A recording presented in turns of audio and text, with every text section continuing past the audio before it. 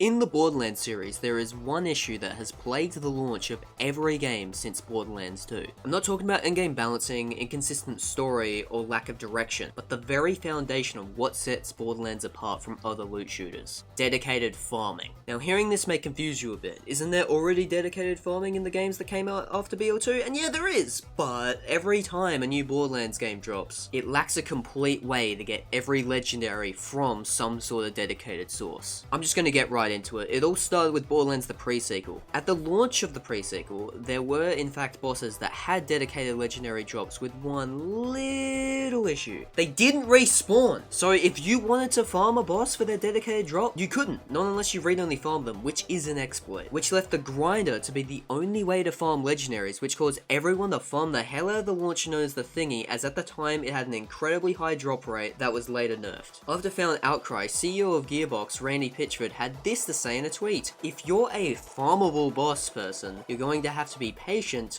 or move on. Sorry, I can't give you any more of my time." Can you just look at the disconnect between what the community wants and what Gearbox is selling? Like, oh my god. But eventually they relented and bosses did become farmable, but still leaving most of the legendaries to be only able to get from the grinder or world drops. And the ones that did respawn retained pretty low drop rates, with most dedicated drops in pre-sequel having a 5% drop rate instead of the usual 10% found in Borderlands 2. But hey, they made a mistake. A mistake they doubled down on, but nonetheless, a mistake. At least we can learn from NOPE! When Borderlands 3 released, it also didn't have every gun farmable at launch, with a bunch of rare spawns holding legendaries, making them so much more annoying to farm, which fans were not happy about. But to its credit, Borderlands 3 did add an absurd amount of legendaries. This caused players at launch to exploit a guaranteed spawn loot tank, which got patched insanely fast, and then they all moved on to exploiting the loot gained from the boss known as Grave Ward. Borderlands 3's meta became super stale super fast, as literally everyone was just killing this one boss over and over again to try and find all the new weapons and get specific ones for their build. What was really bad about it though was how Gearbox went about fixing this. On November 21st, 2019, Borderlands 3 got an update that added dedicated loot pools for bosses among other things like Mayhem 4, and the Maliwan takedown. The problem that arose out of this is that some bosses now dropped multiple legendaries, making it harder to farm one specific item, while some bosses didn't have any drops at all. This was all eventually fixed, but the road to get there was so painful. It felt like every new patch, dedicated drops would be mixed around in some sort of way, making it super hard to keep track of who dropped what gun, while also making like any legendary weapon guide outdated out the box. It was so annoying. After the years of incredibly messy drop switching, Borderlands 3 is now in a much better place than it was. Every base game gun, to my knowledge, now has a drop source in Borderlands 3, which is actually better than Borderlands 2, which set the standard for dedicated drops in the first place, with some drops in Borderlands 2 being world drop only like the Shredder Fire or Firebee.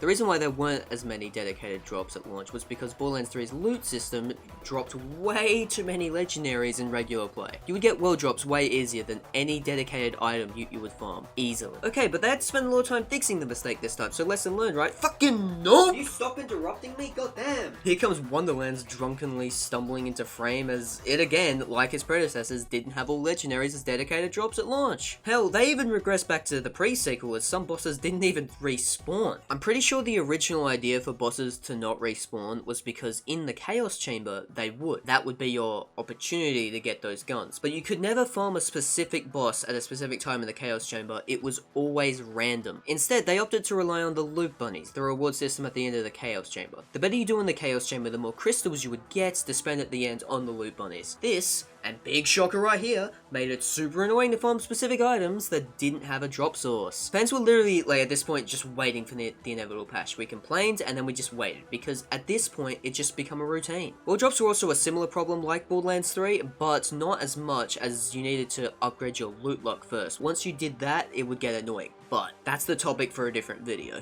But that's what I'm saying. Gearbox, have all legendaries be dedicated drops in Borderlands 4 at launch. Don't make us wait for you to fix it. Have every boss be respawnable. And can you submit a game early? Like, come on, surely, man. Like, please, come on. Like, please.